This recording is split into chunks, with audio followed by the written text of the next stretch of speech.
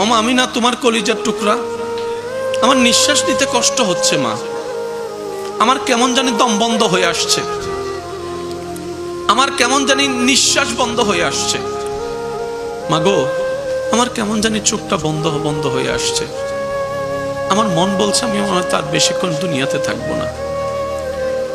মা গো, কে যেন একটা দাঁড়ায় আছে দরজায়, যে আমাকে ডাকতেছে, মা আমি যাব না তোমাকে ফেলে, স্বামী গো আমি যাব না তোমাকে ফেলে, ও আমার স্ত্রী আমি যাব না তোমাকে ফেলে।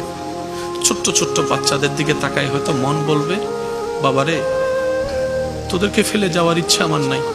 হয়তো চিৎকার করে করে তখন বারবার আল্লাহকে আমরা বলবো, আল্লাহ একটু বাঁচাই দাও, একটু রহম করো, একটু দয়া করো। কিন্তু আল্লাহর যখন হুকুম চলে আসবে, আজরাইল তো আর কারো কথা শুনবে না, মানবে না। কুল্লু নাফসিন যায়িকাতুল মউত।